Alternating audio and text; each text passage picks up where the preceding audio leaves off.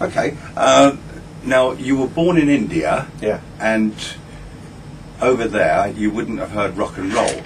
So No. It was, I was too young. No, I'm kidding.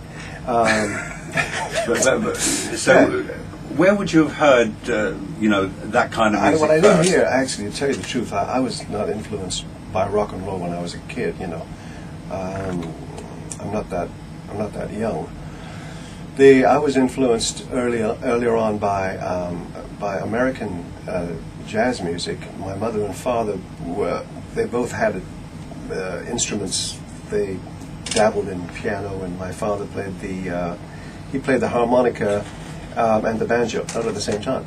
Although nowadays you can do that, but with the gadget.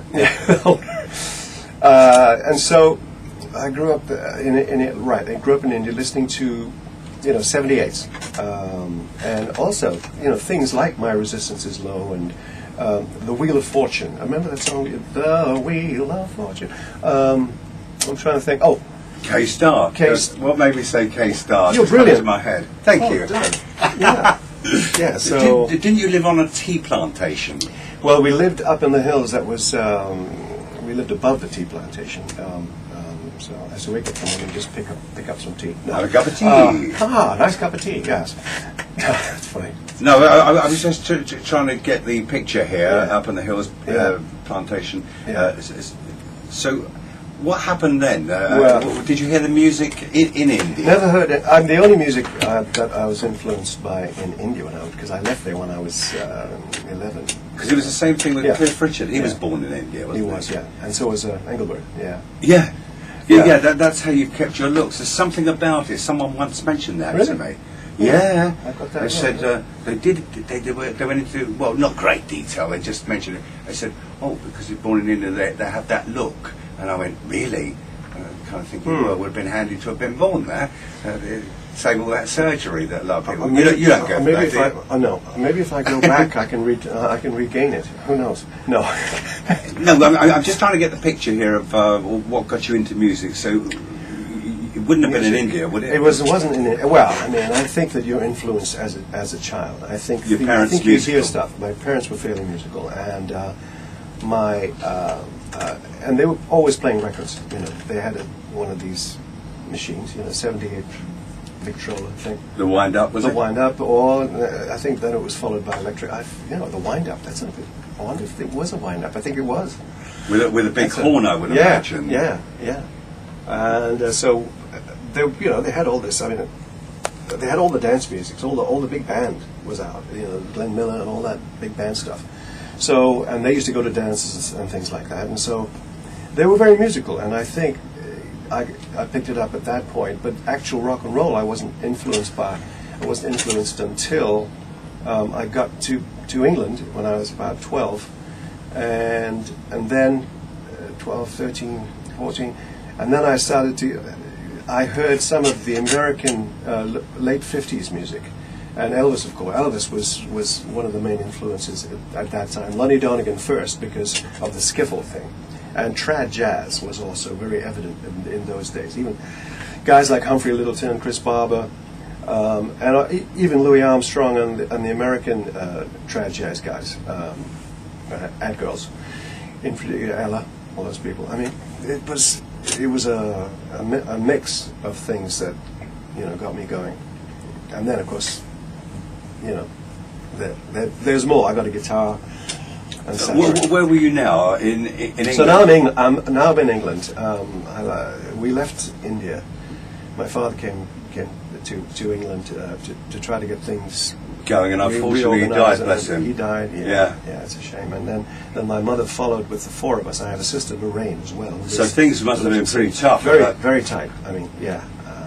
Back in India, we were living a kind of a colonial type of existence, which wasn't bad. And I was at a boarding school and all that kind of stuff at an early age. But then when we got to England, it was a shock, because suddenly we had nothing, and my mother had 4 kids, and there was no dad, and it was it was really tough for her. But she made a good job of it, and we all pulled through. Now, I've forgotten what we put in. I'm getting absorbed by your story Did here. you get lost or anything like that? Get lost, yes, because, ladies and gentlemen, Eden still has wonderful looks, I want to point out, but he had that smouldering image, and you were the very last of the teen idols in Great Britain before the Beatles emerged, and then the Rolling Stones and so on and so forth. Because at that period we had like Billy Fury, Cliff Richard, Yeah, Marty. Marty Wilde, of course. Yeah. Marty was very good. Joe and was he's- around, yeah. Yes. Joe Brown, of course, and Adam Faith. So you were at that period, 1961, and we're going to play one of the big hits now, Get Lost. Thank you.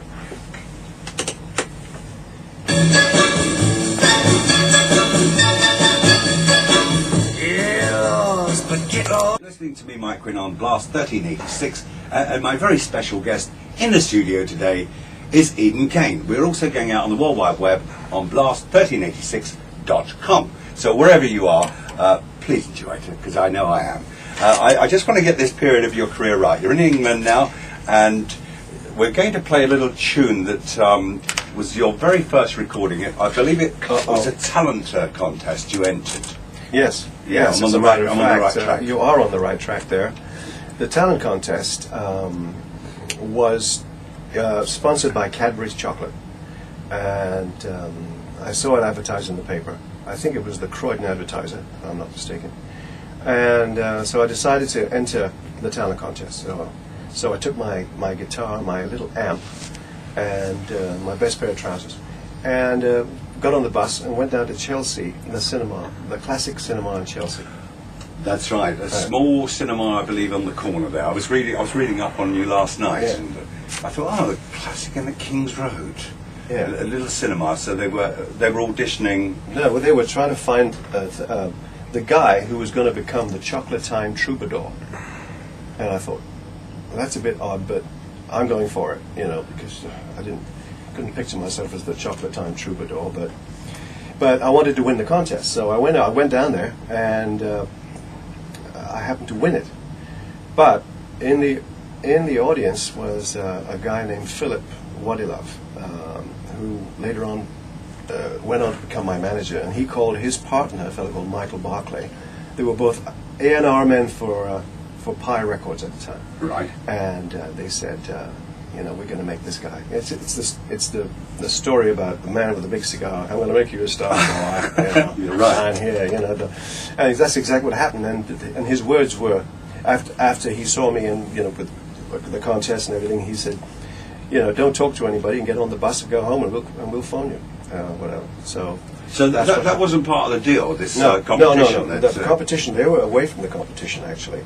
At one point, I used to think that they were like involved with Cadbury's, but they weren't.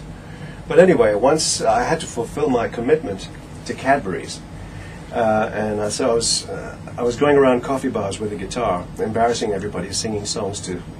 So I decided to write a song, hoping that it would become a commercial for Cadbury's drinking chocolate. And so I wrote the song called "Hot Chocolate Crazy." That's the one. Yeah. And this was your first single, and it was played on Radio Luxembourg as a jingle. Yeah, you're actually going to play this? Yes. Oh, yes. no. I thought we'd, as we have you, it'd be a waste not to be rude not to play it. Well, So it goes like at this. your own risk.